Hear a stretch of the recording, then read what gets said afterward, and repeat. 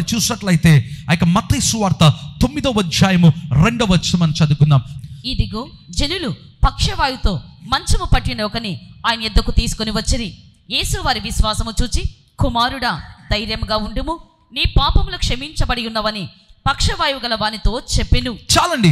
ఈ భాగంలో చూసినట్లయితే యేసు వారి విశ్వాసమును చూసి, బైబిల్లో ఆయన కపెర్నహూము అనేటువంటి పట్టణమునకు వెళ్ళాడు. ఆ మాట మనకు ఎక్కడ కనిపిస్తుంది? మార్కు సువార్త 2వ అధ్యాయంలో కనిపిస్తుంది. కపెర్నహూము అనేటువంటి పట్టణమునకు ఆయన వెళ్ళాడు. మనకు అందరికీ కూడా తెలుసు, ఇంట వాకిటైనను స్థలము లేకపోయాను. మరి కొంతమంది జనులు నలుగురి చేత ఆ పక్షవాయువు గల వాడిని మోయించుకొని పైన ఉన్నటువంటి ఇంటి కప్పు విప్పారు. ప్రేమైన వాళ్ళు ఎంత ఆశ్చర్యం కదా! ప్రభువు ఆ వ్యక్తి వైపు చూడలేదు. ఎవరైతే పక్షవాయువు గల వాడితో బాధపడుతున్నాడో, లేదా ఇక పెరాలసిస్ అనేటువంటి డిసీజ్ చేత బాధపడుతున్నాడో, ఆ వ్యక్తిని ప్రభు చూడలేదు. ఆ వ్యక్తి యొక్క పరిస్థితిని చూడలేదు. బైబిల్లో రాయబడిన మాట, మొదటిగా ఆయన వారి విశ్వాసము చూశాడు. ఈరోజు ప్రభు నీతో మాట్లాడుతున్నటువంటి మాట, నీ సమస్య వైపు ఆయన చూడట్లేదు అని ఒకవేళ నువ్వు అనుకోవచ్చు. ఒకవేళ రెండవదిగా నీ వైపు కంటే నీకున్నటువంటి విశ్వాసం ఏంటో ప్రభు అది చూస్తుంటున్నాడండి. He calculates your faith. అందుకే మీరు చూడండి, నీ నమ్మిక చొప్పున నీకు కలుగును గాక, according to the level of your faith. ఒక బైబిల్లో ఉంటుంది, or according to the measure of your faith. నీ విశ్వాసం యొక్క పరిమాణమును బట్టి ఆయన నీ జీవితంలో కార్యము చేస్తాడు. ఇక్కడ చూసినట్లయితే అందరేమో ఆ వ్యక్తి వైపు చూస్తున్నారు, ఆ పక్షవాయువు గల వ్యక్తిని చూస్తున్నారు. అయితే ప్రభు ఎవరిని చూస్తున్నాడు తెలుసా? ఎవరైతే ఆ ఇంటి కప్పు విప్పి ఆయన లేదా పక్షవాయువు గల వ్యక్తిని ఎవరైతే మోసుకొని వచ్చారో వారి విశ్వాసము వైపు చూస్తున్నాడు. ఈరోజు ప్రభు నీతో మాట్లాడుతున్నటువంటి మాట, నిరంతరము మన జీవితంలో ప్రభు దగ్గరికి సమస్యలను తీసుకొని వస్తామండి. నేను తప్పు అని అనను ప్రేమైన వాళ్ళరా, ఎందుకంటే ఆయన మాత్రమే నీ సమస్యలను జవాబిచ్చేవాడు. ఆయన మాత్రమే నీ ప్రశ్నలకు, నీ రోగములకు, నీ వ్యాధులకు జవాబిచ్చేటువంటి వాడు. అయితే బైబిల్లో చూసినట్లయితే he saw their faith.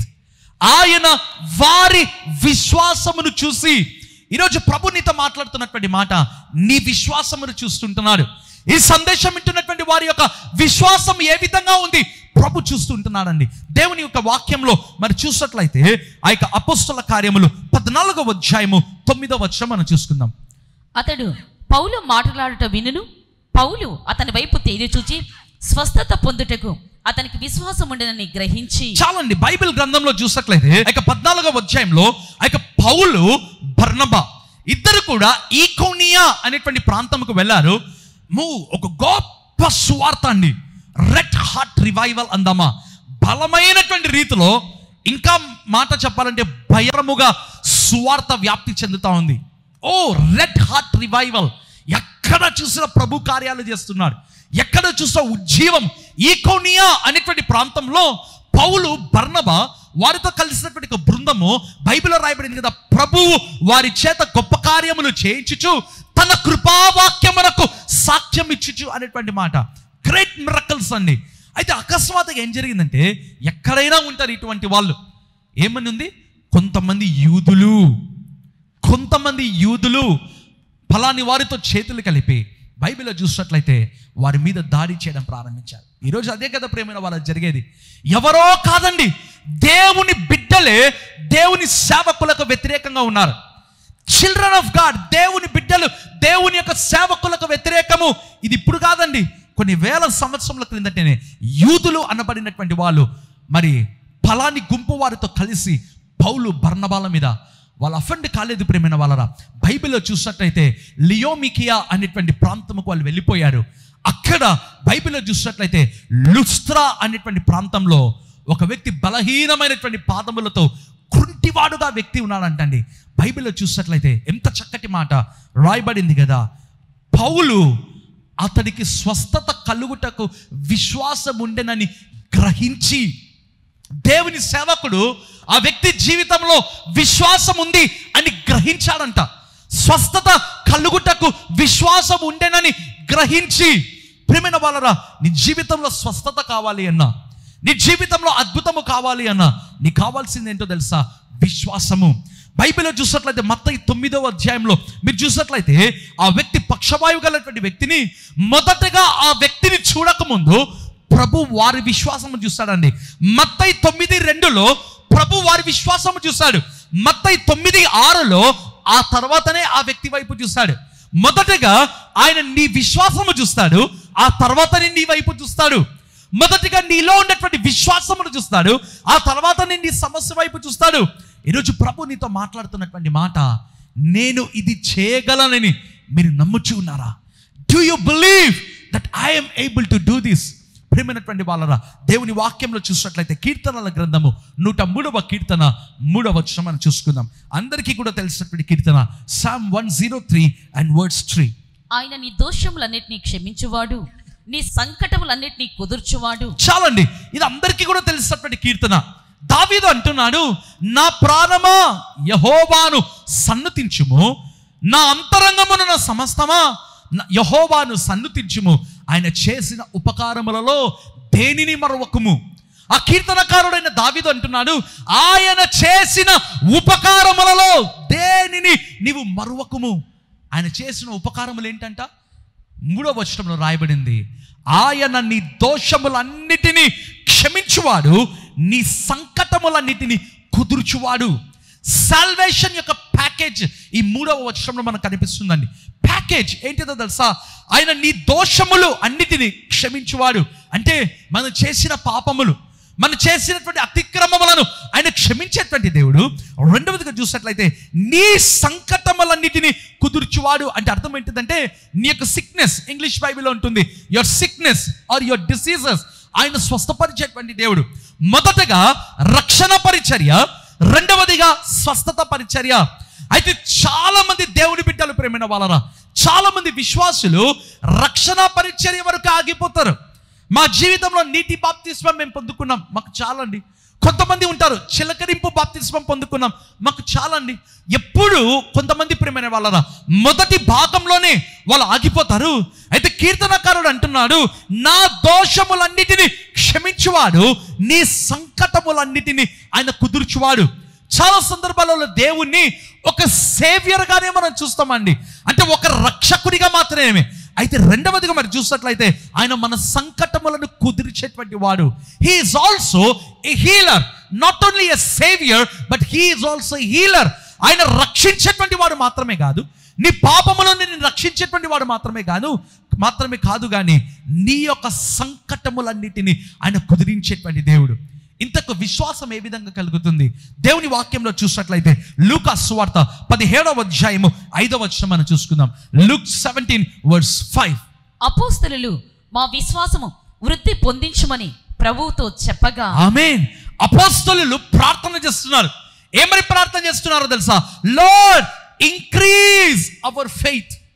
వాళ్ళు చేస్తున్న ప్రార్థన, ప్రభువా మా విశ్వాసమును నీవు వృద్ధి చేయము ప్రభువా. దావీదు ఒక ప్రార్థన నేర్పించాడండి, కీర్తనల గ్రంథంలో ఉంటుంది, నా గొప్పతనమును వృద్ధి చేయము ప్రభువా. We should learn some prayers. కొన్ని ప్రార్థనలు మనం నేర్చుకోవాలండి. దావీదు అప్పటికే రాజుగా ఉన్నాడు. అయితే దావీదు అంటున్నాడు, but still increase my greatness, నా గొప్పతనమును వృద్ధి చేయము ప్రభువా. ఇక్కడ అపోస్తలులు ఒక చక్కటి ప్రార్థన ప్రభుని అడుగుతున్నారు, ప్రభువా మా విశ్వాసమును నీవు వృద్ధిపరచుము. నీవు నేను ప్రార్థన చేయాలి, ప్రభువా ఇంక్రీజ్ అవర్ ఫెయిత్, మా విశ్వాసమును నువ్వు వృద్ధి చేయము ప్రభువా. బైబిల్ ఒక్క మాట చెప్పి నేను ముగిస్తాను. రోమీయులకు రాసిన పత్రిక 10వ అధ్యాయము 17వ వచనం మనం చూసుకుందాం. కాగా వినుట వలన విశ్వాసం కలుగును, వినుట క్రీస్తును గురించిన మాట వలన కలుగును. ఆమేన్. వినుట వలన విశ్వాసము కలుగును, కావున క్రీస్తును గూర్చిన మాట వలన విశ్వాసము కలుగును. By hearing the word you will receive faith. మొదటిగా ప్రార్థన వలన, రెండవదిగా వాక్యము వినుట వలన.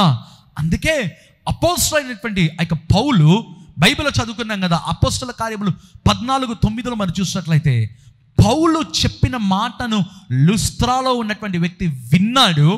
ఆ వినుట వలన విశ్వాసము కలిగింది. ఏ మాట అంట? ఏ మాటలంటే ఆ మాటలు కాదు, మరి కాకబుల్ స్టోరీస్ కాదు. బైబిల్లో రాయబడిన మాట, క్రీస్తును గూర్చిన మాట వినుట వలన విశ్వాసం కలుగును. By hearing the word of Christ, by hearing the word of Jesus. యేసును గురించినటువంటి మాట వినుట వలన నీకు విశ్వాసము కలుగును. ఈరోజు ప్రభు నీతో మాట్లాడుతున్నటువంటి మాట, నీ విశ్వాసం ఏ విధంగా ఉంది? Believe to receive. నీవు పొందుకోవాలి అంటే నీకు విశ్వాసం కావాలి. రక్షణ మాత్రమే కాదు ప్రియమైన వాళ్ళరా, నీ జీవితంలో స్వస్థత కూడా అవసరము. స్వస్థత నీ స్వాస్థ్యము. Healing is your inheritance. స్వస్థత అనేటువంటిది నీ యొక్క స్వాస్థ్యముగా ఉంది. దేవుడి యొక్క సందేశం ద్వారా మనతో మాట్లాడి ఉంటుండగా తలలు ఉంచినట్లయితే మీ జీవితంలో ప్రభు కార్యాలు చేయనట్లుగా నేను ప్రార్థన చేస్తాను. హల్లెలూయా.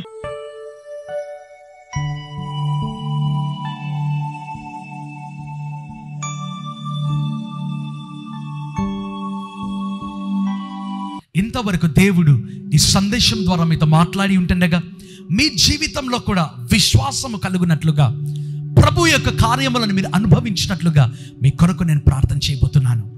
కృపగల దేవా, దయగలిగిన మా ప్రభువా, మహిమ కలిగినటువంటి మా ప్రభువా, తను ఇంతవరకు విశ్వాసమును గురించి ప్రభువా మేము సందేశం విని ఉంటుండగా నీకు స్తోత్రములు ప్రభువా. అపోస్తలులు చేసిన ప్రార్థన మేము చేస్తున్నాం ప్రభువా. తండ్రి, ఈ ప్రార్థనలో ఎవరైతే ఏకీభవిస్తున్నారో తండ్రి, వారి విశ్వాసమును వృద్ధిపరచు ప్రభువా. మా విశ్వాసమును వృద్ధిపరచు నాయనా. గొప్ప కార్యములను మీరు జరిగించండి ప్రభువా. మిగుల బలమైన కార్యములను మీరు జరిగించమని నేను ప్రార్థన చేస్తున్నాను తండ్రి.